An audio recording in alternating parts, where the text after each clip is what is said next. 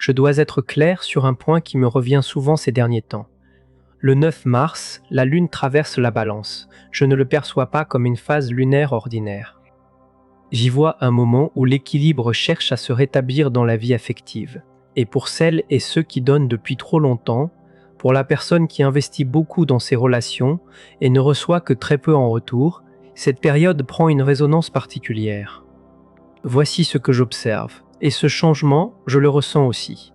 Une énergie différente s'installe, plus marquée que ce que l'on a connu récemment. Comme si, depuis un certain temps, quelque chose tenait les comptes, qui donne, qui prend, et qui porte le poids d'un amour à sens unique. Dans cette lecture, le 9 mars correspond à un point d'équilibrage. Un élément retient particulièrement l'attention. 3 signes du zodiaque devraient ressentir ce mouvement plus fortement que les autres. Pour ces profils, les ajustements à venir peuvent modifier en profondeur la manière d'aborder l'amour et les relations.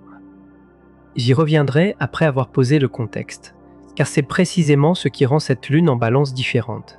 Il ne s'agit pas seulement, ici, d'une idée de justice romantique ou de recevoir ce que l'on mérite. Le phénomène semble s'inscrire dans quelque chose de plus large, construit sur des mois, parfois sur des années, et dont beaucoup n'ont pas conscience. Dans ce cadre, la balance commence à pencher en faveur de celles et ceux qui se sont retrouvés en déséquilibre. Il faut aussi préciser ce que recouvre l'énergie de la balance. Elle ne se limite pas à un équilibre vague ou décoratif. Elle renvoie à l'équité, à la justice, à la réparation de ce qui est resté injuste trop longtemps.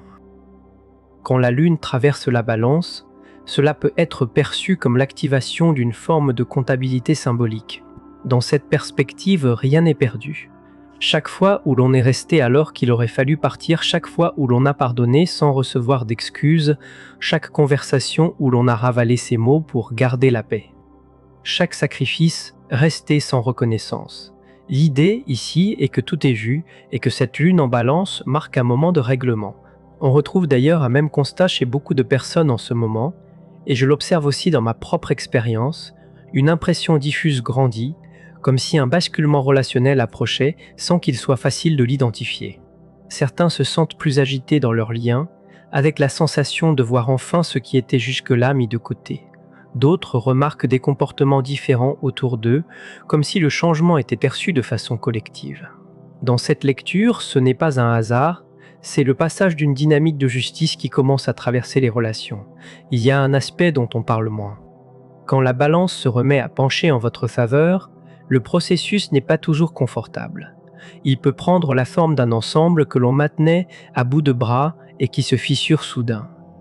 Dans cette logique, cette fissure n'est pas un accident, elle correspond à ce qui devait arriver, car l'équilibre, lorsqu'il repose sur une seule personne, n'est pas un équilibre.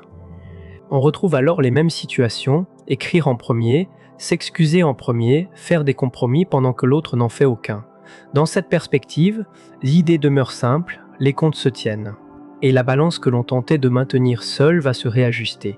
Que cela plaise ou non, pour celles et ceux qui ont donné, la période invite à recevoir. C'est un point central de cette lune en balance, un renversement du flux énergétique dans les relations. Concrètement, lorsque l'on a été la personne qui donne sans cesse, qui soutient, qui est présente, qui fait les efforts, qui porte la charge émotionnelle, le schéma peut s'inverser. Certains indices apparaissent déjà. Une personne qui ne donnait jamais de nouvelles reprend contact, quelqu'un qui vous tenait pour acquis fait enfin un effort. Où l'on se retrouve dans des situations où les autres se présentent sans qu'il faille insister. Dans cette lecture, ce n'est pas une coïncidence. La lune en balance redistribue l'énergie relationnelle. Dans le même mouvement, une conséquence se dessine, celles et ceux qui prenaient sans réciprocité se retrouvent face à une alternative. Soit ils se mettent au niveau, soit ils sortent du paysage.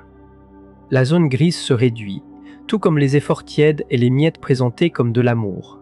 Certains réalisent soudain ce qu'ils prenaient pour acquis et tentent de réparer. Ils peuvent s'excuser sans prévenir pour des faits remontant à des mois, voire à des années. Ils peuvent aussi commencer à faire les efforts réclamés depuis longtemps. Et si cela se produit, il reste à distinguer ce qui relève d'un changement réel de ce qui ressemble à une réaction sous pression. L'autre face du processus est tout aussi importante. Tout le monde ne se montrera pas à la hauteur. Certaines personnes résistent au changement. En sort, elles prennent de la distance, se braquent, reprochent un changement, alors qu'il s'agit surtout de se tenir enfin dans sa valeur. Dans cette perspective, la justice consiste aussi à révéler qu'il n'était présent que tant que vous donniez plus que vous ne receviez. C'est l'un des déclics associés à l'énergie de la balance. Il ne s'agit pas seulement d'apporter l'équilibre, mais de révéler le déséquilibre avec une clarté qui ne laisse plus de place au déni. La vérité relationnelle apparaît de manière nette, et elle appelle une décision pour la personne qui donne, qui soigne, qui apaise, qui s'efface pour laisser de la place aux autres. Cette lune en balance correspond à un temps pour recevoir. Sans courir après, sans convaincre, sans prouver sa valeur. Recevoir simplement. Le passage peut être inconfortable au départ, surtout si l'on n'y est pas habitué. Mais dans cette lecture, il s'agit d'un réajustement mérité. Certaines dettes karmiques en amour sont en train de se régler.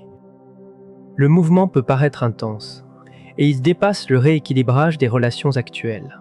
Il s'accompagne, dans cette perspective, d'un règlement d'anciennes dettes karmiques, de situations et de schémas non résolus, parfois, depuis des années. Il arrive que des figures du passé reviennent à l'esprit sans raison apparente, un ex que l'on ne pensait plus, un ami qui a blessé sans réparer, un membre de la famille aux liens complexes. Dans cette lecture, cette réactivation n'est pas fortuite. La lune en balance apporte une forme de clôture, et cette clôture peut survenir de manière inattendue. Cela peut prendre plusieurs formes. Recevoir des excuses que l'on n'attendait plus, avoir une prise de conscience qui change la lecture d'une histoire ancienne, ou se sentir enfin prêt à pardonner ce que l'on portait comme un poids. Je l'ai constaté récemment dans ma propre vie, des schémas que je croyais réglés sont remontés, sans provoquer de déclenchement brutal. Plutôt comme une dernière occasion de relâcher réellement, voir clairement, comprendre la leçon, puis laisser partir.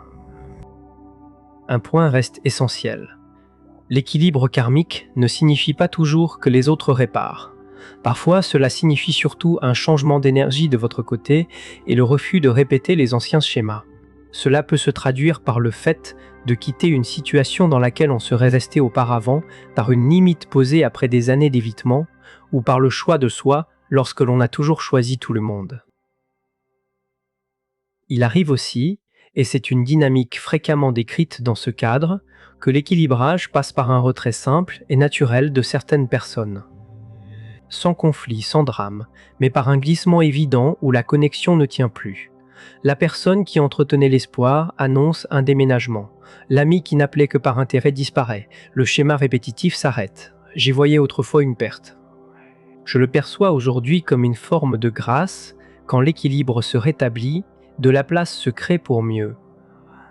Dans cette lecture, cela signifie la leçon a été intégrée, la dette a été réglée et la liberté revient. Venons-en aux 3 signes qui le ressentiront le plus. Même si cette lune en balance touche chacun, 3 signes devraient ressentir cette justice cosmique plus puissamment dans leur vie amoureuse. Et pour celles et ceux qui appartiennent à ces signes, ou qui portent ces placements dans leur thème, les prochaines semaines peuvent marquer des tournants importants. D'abord, la balance. Cela paraît évident, mais le point mérite d'être précisé. Si vous êtes balance, ou si vous avez la balance en lune, en Vénus, ou en ascendant, le transit se déroule dans votre signe. Vous êtes au centre de ce rééquilibrage. Cela signifie, dans cette lecture, que les déséquilibres relationnels deviennent particulièrement visibles. Pour les balances, cette lune peut imposer l'arrêt d'un rôle permanent de médiation. L'énergie balance cherche à voir les deux côtés, à trouver des compromis, à maintenir l'harmonie, parfois jusqu'à oublier ses propres besoins. Dans cette dynamique, le message est clair, cela ne peut plus continuer ainsi. Une résistance se fait sentir à l'idée de piller encore, de lisser, d'excuser ce qui ne le mérite pas. Des limites peuvent être posées, parfois de façon surprenante. Et c'est précisément ce qui est attendu. La justice cosmique, pour les balances, ne se limite pas à l'amélioration des autres, même si cela peut se produire. Elle correspond surtout à l'exigence de l'équilibre, au lieu de le fabriquer en se sacrifiant. Ensuite, le bélier. Pour le bélier, cette lune en balance se place en opposition. Cela peut être vécu comme de la tension, mais il s'agit surtout d'un miroir. Il met en évidence les endroits où l'on pousse trop fort et ceux où l'on reçoit trop peu. En amour, cela peut conduire à tout porter, poursuivre, organiser, maintenir la dynamique. Dans cette lecture, la question implicite est simple: que se passe-t-il si l'on s'arrête, si l'on laisse l'autre écrire en premier, si l'on laisse la relation trouver son équilibre sans être forcé par la volonté? Pour les béliers, la justice cosmique peut prendre la forme d'un réalisme soudain. Une relation reposée peut-être sur un seul effort.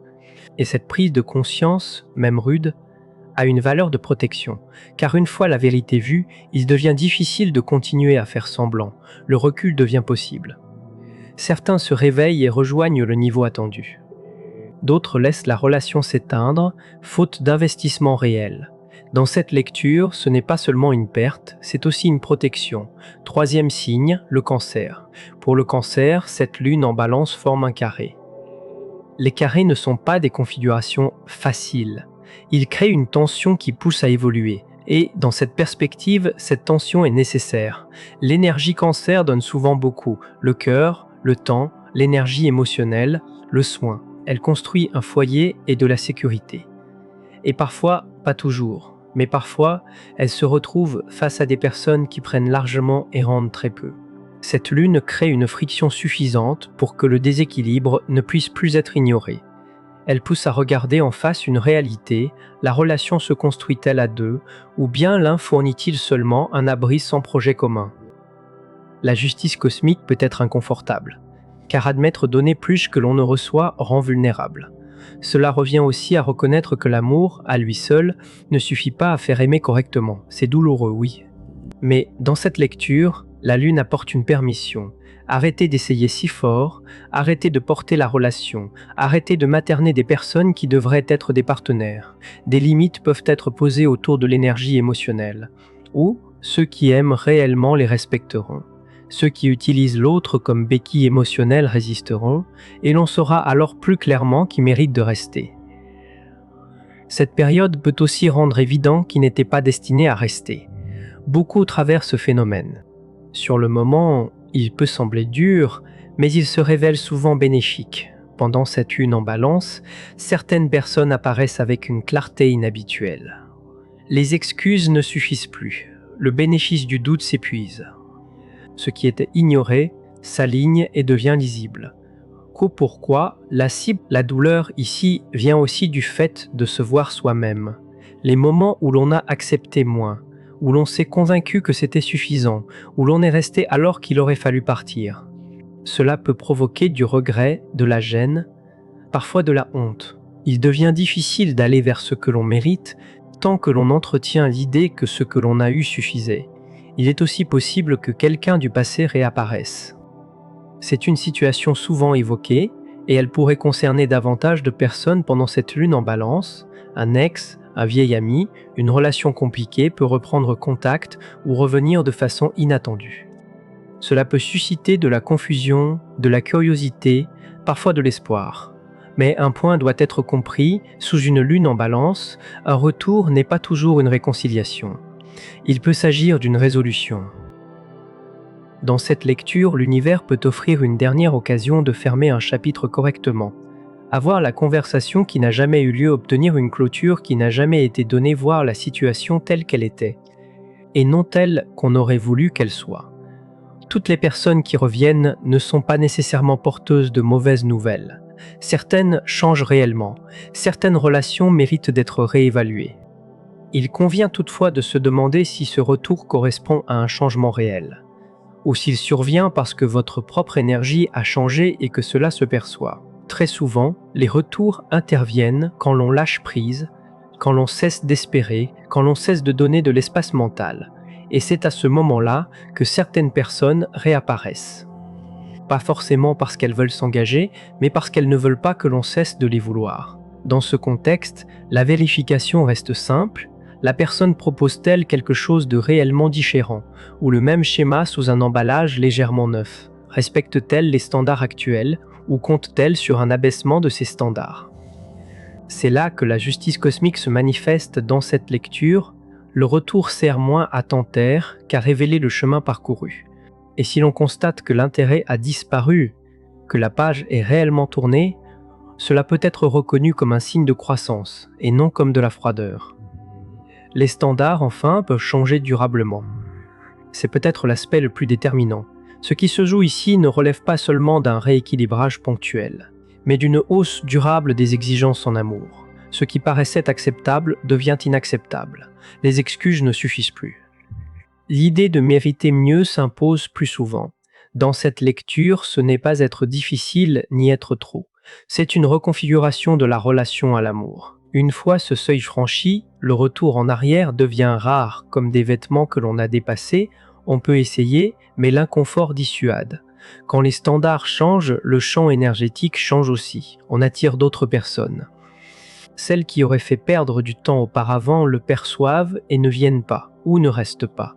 Et celles qui sont prêtes à rejoindre ce nouveau niveau apparaissent parfois de façon inattendue. Cela ne signifie pas que tout devient parfait immédiatement, mais cela met fin à certains compromis. Ne plus se contenter de miettes quand on vise une relation solide, ne plus accepter l'inconstance quand on attend de la fiabilité, ne plus se réduire quand on veut être pleinement vu et reconnu. Que faire pendant cette lune en balance? Concrètement, comment travailler avec cette énergie plutôt que de s'y opposer? D'abord, être lucide sur ses relations, toutes les relations, pas seulement l'amour. Observer les amitiés, la famille, le travail, identifier les lieux où l'on donne beaucoup plus que l'on ne reçoit, où l'on est la seule personne à faire des efforts, où l'on sacrifie ses besoins pour maintenir la paix. L'écrire peut aider. Une fois le déséquilibre posé noir sur blanc, il devient difficile de le nier, et cette clarté constitue un premier pas vers le changement.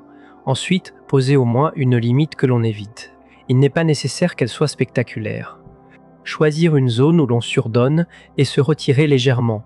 Puis observer qui le remarque, qui s'en préoccupe au point de demander ce qui a changé. Cette lune encourage à reprendre son énergie. Cela peut signifier dire non là où l'on disait oui, ne pas être disponible 24 heures sur 24 7 jours, sur 7 laisser l'autre écrire en premier arrêté, de courir après. Et vérifier si quelqu'un réellement à rejoindre l'espace que l'on occupe. Enfin, prêter attention à ce qui se révèle. Si quelqu'un montre sa vraie nature, l'intégrer. Si une situation se révèle impossible, l'accepter. Si un signe évident montre qu'il est temps de mettre fin à quelque chose, fais-toi confiance. Dans cette lecture, la justice cosmique de cette lune ne se met en place que si l'on agit à partir de la vérité mise en lumière. Si vous êtes arrivé jusqu'ici, merci d'avoir suivi cette narration. Si vous souhaitez retrouver d'autres contenus de ce type, l'abonnement permet de les recevoir plus facilement. Et si vous souhaitez partager ce que vous observez, vous pouvez le faire en commentaire, les changements vécus, l'éventuelle appartenance aux 3 signes évoqués, la rupture de certains schémas ou le retour de personnes du passé. Je lis les commentaires et beaucoup traversent cette dynamique au même moment. Prenez soin de vous, faites confiance à ce qui se révèle et rendez-vous dans la prochaine.